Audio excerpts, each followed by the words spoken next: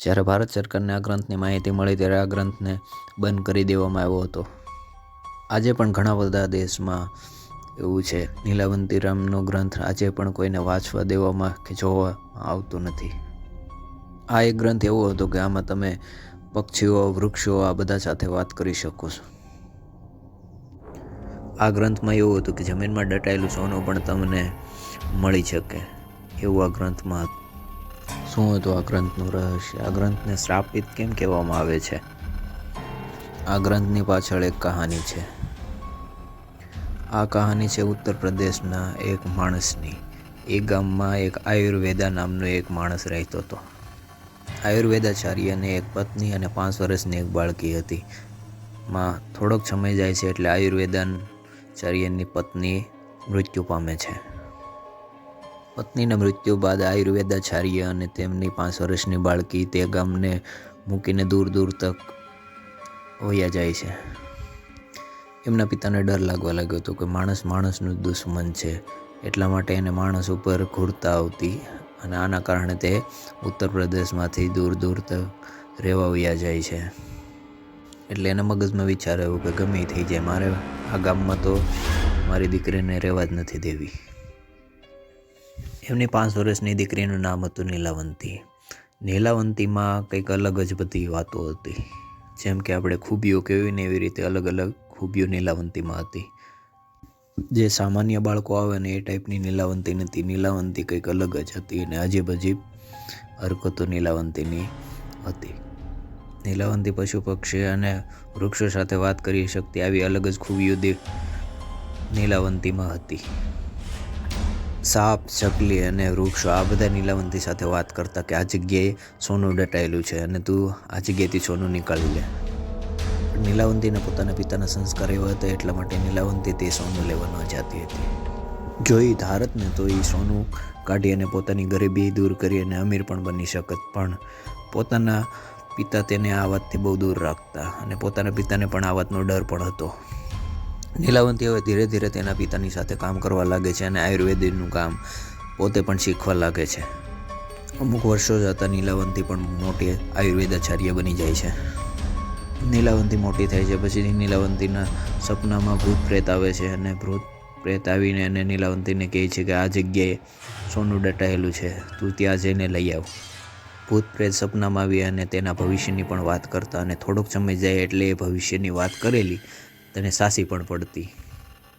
નીલાવંતી આ બધી વાત તેમના પિતાને કરે છે, પણ તેમના પિતા પણ એક માણસ હતા એટલા માટે તેમના પિતાને આ બધી વાતનો ડર લાગવા લાગે છે. આવી રીતે સમય પણ ચાલવા લાગે છે અને 10 વર્ષ જેવું થઈ જાય છે અને નીલાવંતીની ઉંમર પણ 20 થી 22 વર્ષની થઈ જાય છે અને નીલાવંતી બહુ રૂપવાન થતી જાય છે. નીલાવંતી એટલી સુંદર હતી કે કોઈ પણ પુરુષ તેના પણ મોહિત થઈ જતો, એવી નીલાવંતીની સુંદરતા હતી. હવે જે નીલાવંતીના સપનામાં જે ભૂત પ્રેત આવતા એ હવે નીલાવંતીની સામે આવવા લાગે છે અને નીલાવંતીને કહેવા લાગે છે, કંઈ પણ રહસ્ય કહે છે. ભૂત પ્રેત રહસ્યમય વાતો કરતા અને તંત્ર મંત્ર શીખવાડતા આવું બધું નીલાવંતી સાથે ચાલવા લાગ્યું અને નીલાવંતીને જે ભૂત પ્રેત વાતો કરે છે એ નીલાવંતી એક પીપળાનું પાન લે અને એક ગ્રંથ લખવાનું ચાલુ કરે છે. નીલાવંતી આ વાત બધી તેમના પિતાને કરે છે અને તેના પિતા આ બધી વાત તેની સાંભળે છે. એ રાત્રે જ નીલાવંતીની રાત્રે સપનું આવે છે કે નીલાવંતી કોઈ માણસ નથી, તે પોતે યક્ષણી છે. આવું નીલાવંતીને સપનું આવે છે કે બીજી દુનિયાની નીલાવંતી છે. નીલાવંતીને ખબર પડે છે કે તે આ દુનિયાની નથી, તે બીજી દુનિયામાંથી આ દુનિયામાં આવી છે અને નીલાવંતીને પછી ખબર પડે કે તે પોતે શ્રાપિત છે અને શ્રાપ મુક્ત થવા માટે આ પૃથ્વીલોક પર આવે છે. નીલાવંતી આ વાત બધી તેમના પિતાને કરે છે અને તેના પિતા પણ કહે છે કે તું ખરેખર જો આ દુનિયાની ન હો તો તારી દુનિયામાં જવા માટે હું તને રોકીશ ને અને તું જઈ શકશો. નીલાવંતી તેમના પિતાની વાત સાંભળી અને વિચાર કરવા લાગે છે કે મારે હવે શું કરવું. નીલાવંતી રાતના 12 વાગે તેના પિતાને મળી અને ઘરેથી ચાલવા લાગે છે. નીલાવંતી ઘરેથી ચાલી જાય છે ત્યારે પશુ, પંખી અને વૃક્ષો આ બધા સાથે નીલાવંતી વાત કરતી જાય છે, કારણ કે પોતે એક દુર્લભ યક્ષણી હતી. પશુ, પંખી અને વૃક્ષો જે કંઈ વાત કરે છે નીલાવંતી ગ્રંથમાં પીપળાના પાનથી લખતી જાય છે. થોડોક સમય જાય છે એટલે નીલાવંતીને ભૂત પ્રેત મળવા લાગે છે અને તે પણ તેને તંત્ર મંત્ર શીખવાડવા લાગે છે અને નીલાવંતી જે કંઈ તંત્ર મંત્ર શીખવાડે છે તે બધું ગ્રંથમાં લખતી જાય છે. અને ભૂત પ્રેત નીલાવંતીને કહેવા લાગે છે કે જો આ બધું તું શીખી જઈશ ને તો તું તારી દુનિયામાં જઈ શકીશ. એક ભૂત તો તેને રોજ મંત્ર શીખવાડવા આવતો અને રોજ તે મંત્ર નીલાવંતી શીખતી જાય છે. હવે થાય છે એમાં એવું કે નીલાવંતી તે મંત્ર સિદ્ધ કરે છે ત્યારે નીલાવંતીની આખું બિલાડી જેવી બની જાય છે અને નીલાવંતી હવા પર અને નીલાવંતી પાણીમાં પણ ચાલવા લાગે છે. જમીનમાં દટાયેલું સોનું પણ નીલાવંતી હવે જોઈ શકે છે. આવી બધી શક્તિ નીલાવંતીમાં આવતી જાય છે અને નીલાવંતી બહુ દિવ્ય થતી જાય છે અને નીલાવંતી બહુ બળવાન થઈ જાય છે. હવે આવી રીતે ધીરે ધીરે બધા ભૂત પ્રેત તેને મંત્ર શીખવાડે છે અને પોતે જે કંઈ શીખે છે તે બધું ગ્રંથમાં લખતી જાય છે. હવે ધીમે ધીમે જે કંઈ તેણે ગ્રંથ તૈયાર કર્યો છે તે એક બહુ મોટો ગ્રંથ તે દિવસે તૈયાર થઈ જાય છે. એમાં થોડોક સમય જાય છે એમાં બને છે એકવાર એવું કે બીજો એક ભૂત તેની સામે આવે છે અને એ ભૂત તેને વાત કરવા માંગે છે કે હવે તારે બલિ આપવી પડશે, જેમ કે પશુ પંખીની તું બલિ આપીશ એટલે તું તારી દુનિયામાં જઈ શકી. નીલાવંતી પોતાની દુનિયામાં જવા માટે હવે પશુ પંખીની બલિ દેવાની ચાલુ કરી દે છે અને આવી રીતે બહુ સમય સુધી નીલાવંતી બલિ દેવાનું ચાલુ રાખે છે.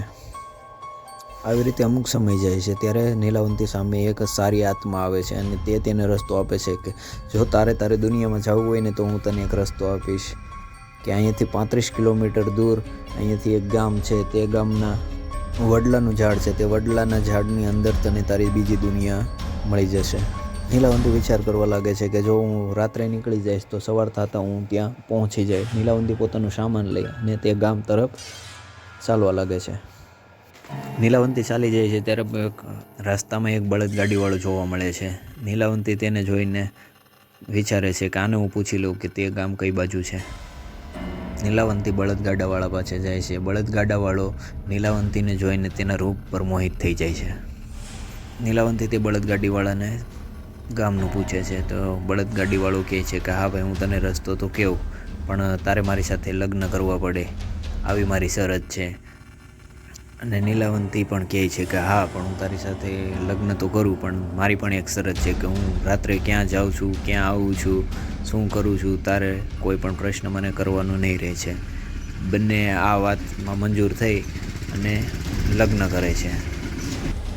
થાય છે એવું કે જે બળદગાડીવાળાનું જે ગામ હતું એ નીલાવંતીને ત્યાં જ જવાનું હતું.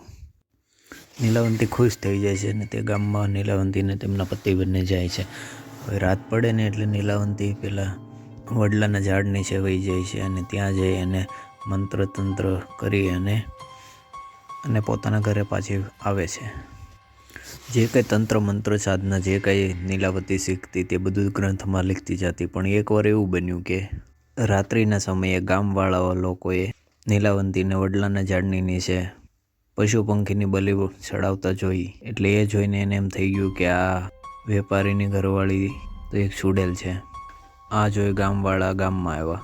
ગામના લોકો ઘરે આવી અને વેપારીને કહે છે કે તારી પત્ની એક ચૂડેલ છે અને તને પણ મારી નાખશે.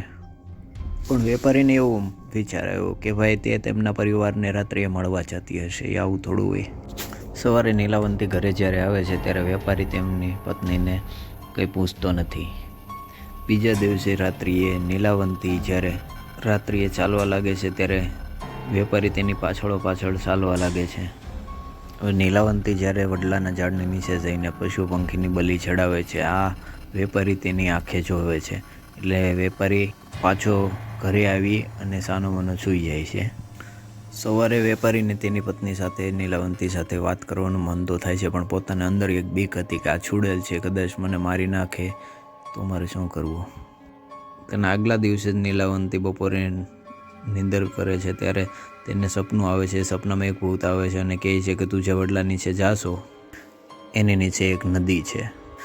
નદીમાં તને લાશ તરતી જોવા મળશે. લાશના ગળામાં તને તાવીજ જોવા મળશે. એના ગળામાંથી તાવીજ લઈ લેવાનું છે અને એ તાવીજ સામે એક હોડીવાળો આવશે, એ હોડીવાળાને આપી દેવાનું છે. હોડીવાળો તને તારી દુનિયામાં પહોંચાડી દેશે. આવી વાત ભૂત કરે છે.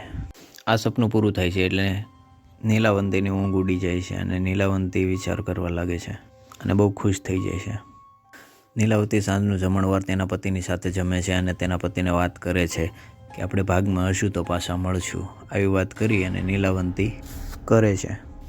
નીલાવંતીનો પતિ તેને કાંઈ હા ના કરતો નથી, કારણ કે પોતે ડરી ગયો હતો. એટલે નીલાવંતી રાત્રે ચાલવા લાગે છે. તે વડલાના ઝાડની નીચે જાય છે અને પોતાની તંત્ર મંત્ર શક્તિથી અને થોડીક લોહીની ત્યાં નદીમાં જોવે છે તો સામેથી લાશ તરતી આવે છે. આ જોઈને નીલાવંતી બહુ ખુશ થઈ જાય છે અને તેના ગળામાં તાવીજ પણ હતું. નીલાવંતી તે લાશના ગળામાંથી તાવીજ કાઢવા લાગે છે. હાથેથી ટ્રાય કરે છે અને નથી નીકળતું. પછી નીલાવંતી મોઢાના દાંત વડે તે તાવીજ ખોલવાનો પ્રયત્ન કરે છે. નીલાવંતી પોતાના દાંત વડે જે તાવીજ ખોલે છે ત્યારે જ એ સમયે જ ગામવાળા બધા લોકો આવી જાય છે અને નીલાવંતીને જોવે છે. તો ગામ લોકોને એવું લાગે છે કે નીલાવંતી તે લાશને ખાય છે. ગામવાળા વિચાર કરે છે કે નીલાવંતી નરભક્ષી છે. આ જોઈને ગામવાળા વિચાર કરવા લાગે છે કે નીલાવંતીને હવે જીવતી ન રખાય અને મારી નાખવી પડશે, નહીંતર આપણને તકલીફ થશે. એ વિચાર કરીને ગામવાળા લોકો નીલાવતીને મારવા જાય છે.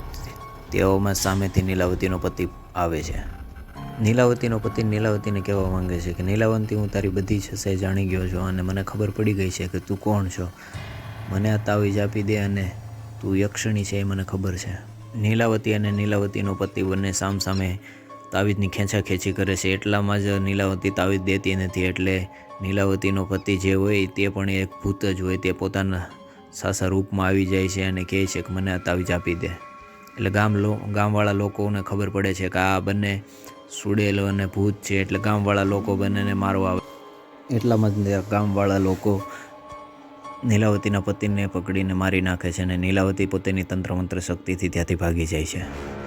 નીલાવતીને તે ભૂતે સપનામાં કીધેલું હતું કે તને એક જ મોકો મળશે તને તારી દુનિયામાં જવાનું. જે એ મોકો તે જાતો કર્યો તો પછી તને તારે આ દુનિયામાં ત્યાં નીલાવતીની સામે પાછો તેનો પતિ જીવિત થઈ અને પાછો આવી જાય છે અને નીલાવતીને કહે છે કે મારે તારી પાસે તાવીજ છે, તે તાવીજ નથી જોતો, પણ તે જે ગ્રંથ લખ્યું છે એ મારે ગ્રંથ જોઈએ છે.